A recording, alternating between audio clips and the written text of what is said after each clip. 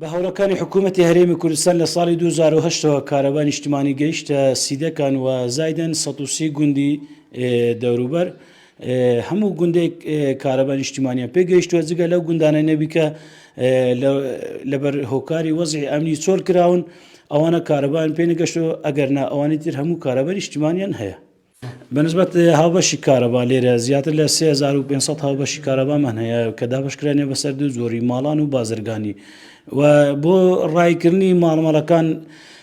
هاوڵاتی دەبی بستێتە سۆران بۆ کردنەوەی هاوبەشینی و هەر گیر و گفتێکی هەبی دەبی لە وزەی کارەبای سۆران مامەڵەکانی لەوێ ڕالی بکە لەبەر ئەوەی لێرە وزەی کارەبای لێ نییە. لا سیدەکان تەنایەک فەرمانگەی کارەبا من هەیە ئەوش فەرمانگەی کارەبای سیدەکانەوە لە پێشتر نووسرامان بەرز کردەوە بۆ کردنەوەی بنکەیەکی کارەبا لە سنووری دەشێت و زایدەنکردنەوەی بەڕێوەبەراتی لە سنووری قەزای سیدەکان. ئومێدم وایە لە ئایندەدا حکوومەتی هەرێمی کوردستان بۆ کارئاسانی هاوڵاتیان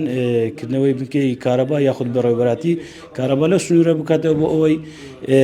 ئیش و کاری هاوڵاتیان ئاسانتر بێت. لە ساڵی 2023ەوە زیاتر لە 9 پرۆژەی کارەبا لەو سنوورە جێبەجێکران کە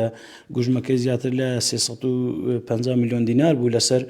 بودجەی ئیدارەی سەربەخۆی سووران و وەزارەتی کارەبا. خۆشبەختانە ئەو پرۆژانە جێبەجێکرانەوە ئەو شوێنانەیە کە ماوشن دەرخستە و نووسرامان بۆ بەرز کردەوە بۆ ئەوی لە ئایندەدا ئەوانیش بکرێنە واری جێبەجێکردن. ڕۆژانە 8 بۆ 9 کاتژمێری کارەبا ئەدرێتە هاوڵاتیان وەزایدەن بە گوندەکانیشوە ڕەچاوی ئەوە کراوە کە لەو گوندانە لەو شوێنانێک کە مۆلی ئەهلیلێ نیە شەوانە کارەبای نیشتیمانی هەبێتن. و هاوبەشانێک کە پارێکی زۆریان بۆ هاتەوە بۆ نمونە 20 میلیۆنە 70 میلیۆنە 30 میلیۆنە 15 میلیۆنە ئەوانە هەڵە کراوە زیاتر یاخود لە لای ژمێرکارەوە یاخود لە لای کۆمپیوتەرەوە و هەر هەڵەیەکیش کراوی پێویستە ئێمە مولزەمین کە ڕاست بکرێنەوە و زیاتر تقریبا لە 20 هاوبەشی کارەبا و کێشە و گرفتە هەیە و هەندێک بەشێکیشان لێ چاکراون و ئەوانەی تر کە نووسرامان بۆ بەرز کردەوە لە ئایندەدا ئەوانیش چاکەکەین. لە ڕووی میلاکەوە ئێمە پێویستیمان بە میلاک هەیە زیاتر ئەوانەی کە فەنینە ئیشی هونەریەکەن زیاتر بە حکومی ئەوەی سنوورمان سنوورێکی بەربڵاوە زیاتر لە 130 گوندی دەوروبەری بەسەر بە قەزا سنوورەکە زۆر بەربڵاون کێشە و گرفتی زۆرمان بۆ پێئەبی لە ڕووی ئامێرەکانیشوە کێشە و گرفتمان هەیە چکە شوێنەکان شوێنێکی شاخاوینە ئێرە ینی بە سیارەی دەبڵەکسل نەبی تۆ ناتوانێت بگەیتە ئەو شوێنانەی کە دوورە دەستن. لە سیدەکان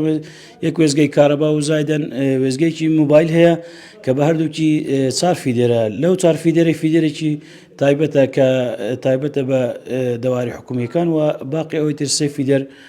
بەسەر هاوڵاتیان دابەشەکرێت.